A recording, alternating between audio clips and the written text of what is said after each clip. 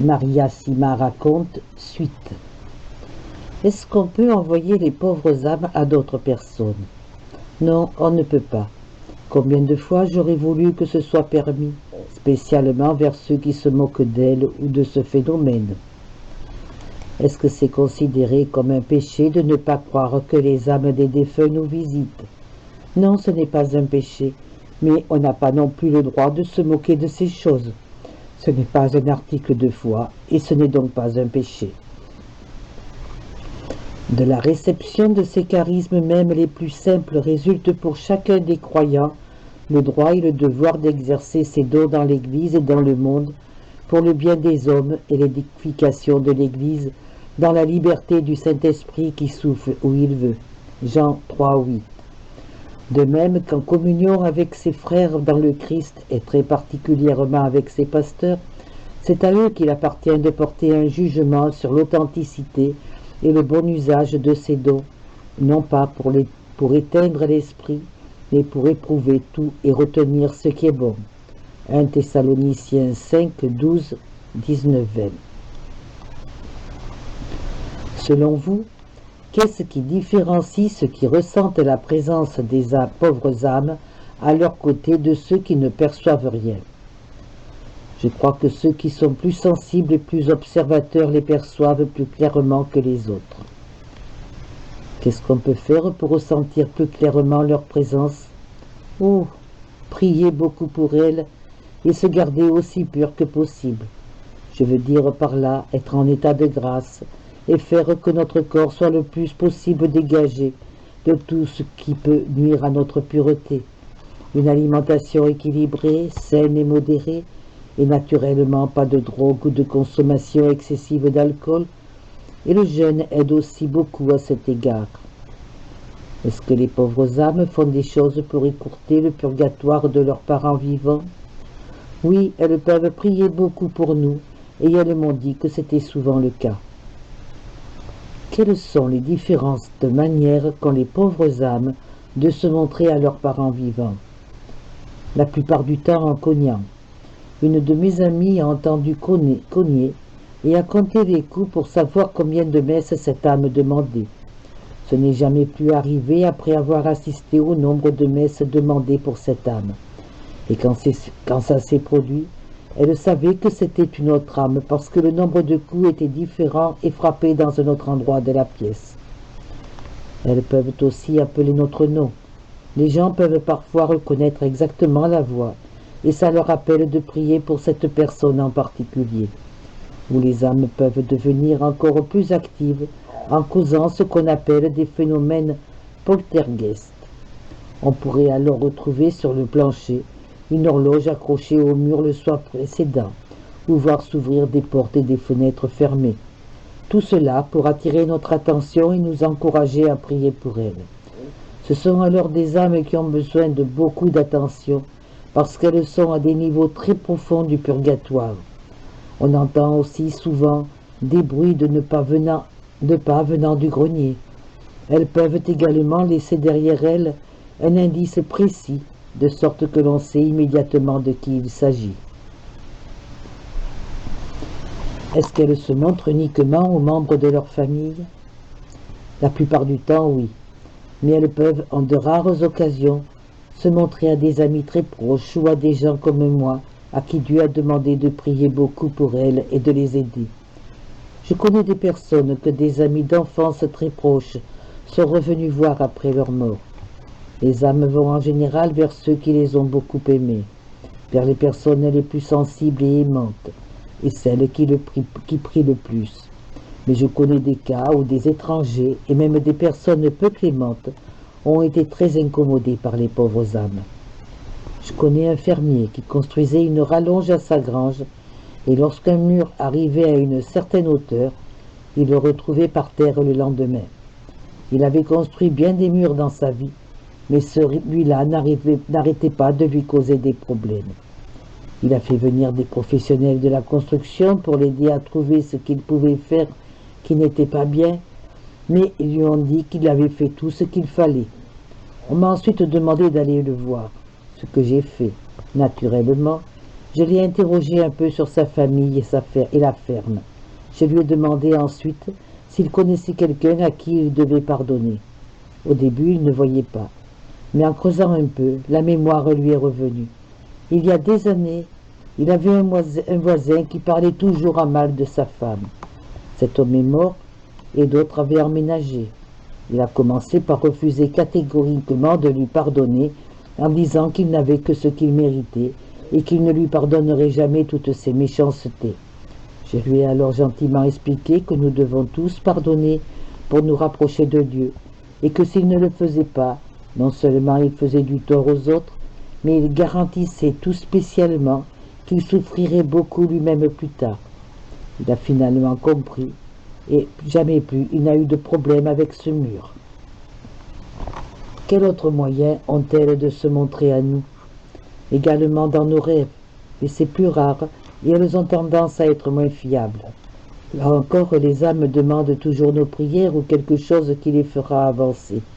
Si ce n'est pas le cas, alors c'est qu'il se passe quelque chose d'autre.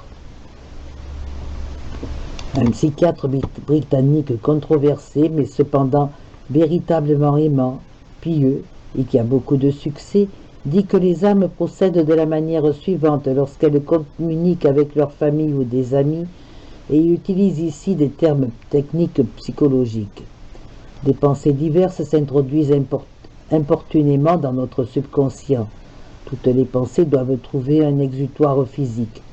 Elles peuvent être exprimées verbalement, manifestées par des actions ou à travers des symptômes de malaise ou de mauvais fonctionnement dans l'organe final approprié. Nous devrions alors, au lieu de prescrire des médicaments ou une thérapie à long terme, demander ce qui est l'âme qui rend visite à ce subconscient. Demander qui est l'âme qui rend visite à ce subconscient par ses messages, et c'est elle qui a besoin de notre amour, de notre pardon et de nos prières afin de poursuivre sa route vers le ciel. À votre avis, est-ce que c'est exact? Oui, parfaitement. Ça me paraît tout à fait exact. Oh, je m'excuse, mais je reviens de suite. J'ai oublié de donner à manger à mes poulets aujourd'hui. Je reviens dans 2 minutes. Durant l'absence de Maria, je pense au plus grand nombre possible de personnes braves et pieuses, dans l'espoir que les prochaines réponses de Maria sauront en toucher une plus grande partie. Elle revient après 2 minutes et nous continuons. Lorsque je m'en irai, pourrais-je vous donner le nom d'une personne célèbre sur laquelle je voudrais vous interroger? Oui, bien sûr. Je pense au président Kennedy qui, comme vous le savez, était très aimé des Américains et des Irlandais, sans parler des millions d'autres personnes partout dans le monde. Oh, ce n'est pas la peine. Que voulez-vous dire? Oh, il est entré au ciel peu de temps après son assassinat. C'est une pauvre âme qui me l'a dit, bien qu'aucun membre de sa famille ne soit venu me voir pour lui non plus. Merveilleux alors. Est-ce que je peux vous demander des nouvelles de son frère Robert Kennedy, qui est mort assassiné quelques années plus tard? Bien sûr, si j'ai bonne mémoire, il est mort un rosaire entre les mains. Et ça veut certainement dire que Notre-Dame était avec lui et que tout était bien, j'en suis sûr. On m'a dit aussi que ses dernières paroles avaient été « Est-ce que quelqu'un est blessé ?» Ce qui nous en dit encore bien plus sur l'amour qu'il avait dans l'âme. Mais oui, vous pouvez écrire son nom pour plus tard. Durant l'été 1993, une âme a donné à Maria Sima des nouvelles de Robert F. Kennedy. Il était délivré. Le XVIe siècle, j'y pense maintenant. D'autres âmes sont-elles venues demander notre aide qui ont souffert au purgatoire aussi longtemps? Oui, on m'a demandé d'aider un officier mort à Corinthe en 1660. Et il y avait aussi un prêtre de Cologne, mort en l'an 555. J'ai dû accepter tout à fait librement ce dont il avait besoin, où il serait resté au purgatoire jusqu'au tout dernier jour. Il avait participé au martyre des disciples de Sainte Ursule. Je me souviens aussi maintenant des années 1740 et 1810, mais j'ai oublié quelles étaient les personnes concernées. Les pauvres âmes vous ont-elles déjà annoncé quelque chose de particulier concernant votre avenir? Pas en détail, mais elles ont dit plusieurs fois que quelque chose de très grand que tout le monde verra bientôt était à notre porte. Mais je ne sais pas si moi je le verrai. Comme je l'ai déjà dit, cela viendra de Dieu et pour la conversion de tous. Cela rendra son existence très claire, mais même alors tous ne se convertiront pas pour tourner leur cœur vers Dieu. Autrement, seulement des avertissements ou des conseils pour d'autres personnes, comme dans l'avalanche dont je vous ai parlé. Les pauvres âmes ont-elles déjà aidé la police à résoudre un crime par votre entremise? Non, pas que je me souvienne, mais dans plusieurs cas, mon témoignage basé sur ce que les pauvres âmes m'avaient dit a contribué à prouver qu'un crime avait été commis.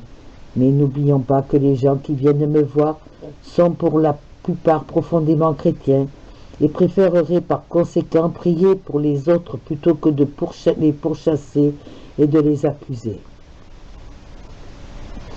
Les âmes vous ont-elles jamais parlé de l'avenir de leur visite chez vous?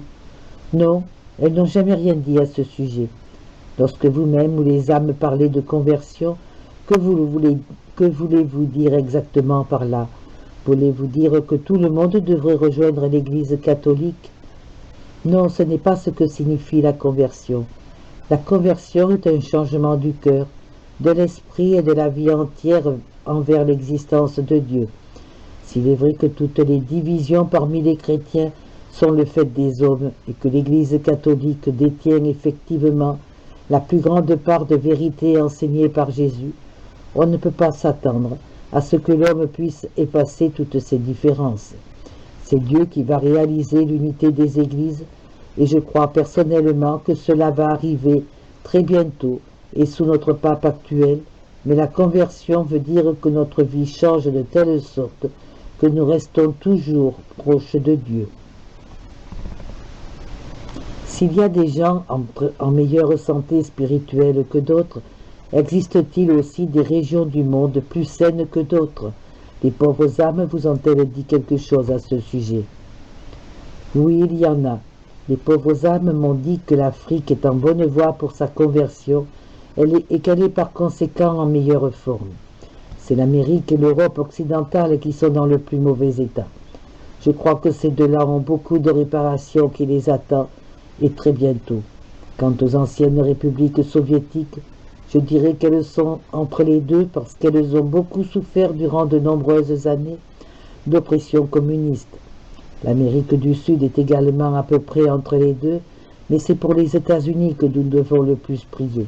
Ils n'ont pas connu la guerre sur leur propre sol durant ce siècle, et ils baignent dans l'orgueil, la cupidité, l'occultisme, les sectes, l'avortement, le divorce, le matérialisme, et ils sont simplement terriblement gâtés. Ce qui est à leur porte, comme disent les pauvres âmes, affectera terriblement les États-Unis. En ce qui concerne la justice de Dieu, que se passe-t-il lorsqu'une personne très aimée meurt et que des millions de prières sont offertes à son intention, alors qu'une autre qui a vécu peut-être plus saintement meurt sans que personne ne le sache? C'est Notre-Dame qui veille à cela en distribuant ses grâces supplémentaires là où elles sont le plus nécessaires. Elle n'oublie jamais aucun de ses enfants. Les pauvres âmes ont-elles déjà parlé des dommages causés à l'environnement et à la nature? Seulement que le dommage causé à la nature est un péché très sérieux qui, bien sûr, demandera aussi réparation. Les animaux sont-ils sensibles à la présence des pauvres âmes? Oui, et particulièrement les chevaux, les chiens, les chats et les poulets. Je connais de nombreux cas où les chevaux ont refusé de passer devant une maison et on a plus tard découvert que des âmes étaient là en train de cogner pour attirer l'attention sur elles. Vous avez dit les chiens. Les pauvres âmes doivent naturellement savoir que les chiens sont heureux d'obéir aux ordres. Savez-vous si les pauvres âmes peuvent, par exemple, dire à un chien d'aller chercher son maître parce que la grange est en danger? Non, cela n'arrive jamais, parce que les chiens n'ont pas une âme. Mais en ce qui concerne les animaux, saint Hildegarde von Bingen a bien dit que Satan déteste le chien plus que tout autre animal, parce qu'il est si proche de l'homme, et c'est sous cette forme qu'il a une fois essayé de me harceler. Un soir, un chien est soudainement apparu dans ma chambre. Il sautait partout en aboyant et m'a dérangé pendant quelques minutes, jusqu'à ce que je lui donne l'ordre de s'en aller au nom de Jésus-Christ notre Seigneur. Si des gens veulent savoir où sont leurs êtres chers et ce dont ils ont besoin pour entrer au ciel, quelle est la meilleure façon de vous contacter et que doivent-ils vous envoyer? La meilleure façon est la suivante. Qu'ils fassent une liste en laissant 2 ou 3 lignes d'espace entre les noms. Écrivez le nom au complet, la ville où la personne est décédée, l'année de sa naissance et de sa mort sur une même ligne. Dans l'espace laissé entre les noms qu'ils m'ont envoyés, j'écrirai les réponses que les pauvres âmes m'apporteront et je renverrai la même feuille. La plupart des réponses sont simples et très courtes. Ne vous contentez pas d'attendre avec curiosité. Priez pour ces âmes en attendant, cela accélérera le processus. En février 2002, après qu'un incendie eut de nouveau gravement endommagé sa maison, Maria a emménagé dans un centre d'accueil pour personnes âgées, car elle ne pouvait plus vivre seule. Elle n'est donc plus capable de recevoir les noms des personnes décédées. Maria demande maintenant au lecteur de ce livre de continuer à prier pour les âmes du purgatoire et de ne jamais sous-estimer vos prières. L'auteur vous invite aussi à prier pour Maria, qui a intercédé de façon si héroïque pour les pauvres âmes. Vous est-il arrivé de ne jamais recevoir de réponse parce que les personnes qui faisaient la demande n'étaient motivées que par la curiosité? Oui, c'est arrivé. Il y a bien des années, quelqu'un est venu demander au sujet d'Hitler et de Staline. J'ai accepté la demande sans y voir de mal. Un peu plus tard, la réponse a été « Il n'y a pas de réponse parce que la personne qui a fait la demande n'a jamais eu l'intention de prier. » C'est vrai parce qu'ils ne sont jamais revenus. Eh bien, est-ce que vous croyez que même Hitler a fini par entrer au ciel? Je sais par d'autres sources qu'il est en enfer, et cela parce qu'il s'est identifié lui-même à travers des personnes possédées sur lesquelles on priait. Oh, est-ce qu'il arrive parfois qu'une âme vienne vous voir sans dire un mot? Oui, et dans ce cas, je sais qu'elle a besoin de prière. La plupart du temps, elle revient plus tard avec la permission de dire ce dont elle a encore besoin. Vous a-t-on déjà donné de mauvaises réponses? Il y a quelques années, j'ai reçu une réponse que j'ai rapportée à l'homme qui m'avait donné le nom. Lorsque je la lui ai remise, il s'est mis à rire en disant « Je sais maintenant que ce n'est pas vrai, parce que la personne dont je vous ai donné le nom est toujours bien vivante. » Cela m'a causé tant de désespoir et de peine que je me suis précipité chez mon prêtre pour lui dire que si je recevais des fausses réponses, je voulais arrêter tout ça. Il m'a calmé en me disant de ne pas m'inquiéter, parce que c'était le péché de cet homme qui avait invité Satan à intervenir. J'ai appris par la suite que d'autres avaient obtenu de fausses réponses en donnant des noms de personnes toujours vivantes. Mais ceux-là n'avaient pas eu le courage de venir me le dire en face. Les gens qui mentent ainsi lancent une invitation à Satan. Leur malhonnêteté a entraîné une autre tromperie qui a permis à Satan de se déguiser pour me faire calomnier.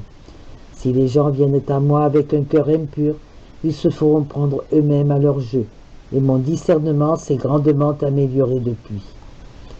Je voudrais également ajouter, pour être parfaitement clair envers ceux qui doutent de moi, à cause de ces fausses réponses, que les âmes ne se trompent jamais lorsqu'il s'agit de quelque chose qui a eu lieu dans le passé ou qui se passe maintenant. Mais elles peuvent se tromper lorsqu'il est question d'une chose qui doit arriver plus tard. La raison en est que Dieu peut occasionnellement changer sa volonté, et cela arrive. Il peut donc arriver qu'une réponse nous parvienne concernant l'avenir qui soit différente de ce qui se produit finalement. Cela signifie simplement que Dieu a changé ses plans et ce n'est d'aucune autre façon la preuve que les âmes s'étaient trompées ou que je sois un imposteur.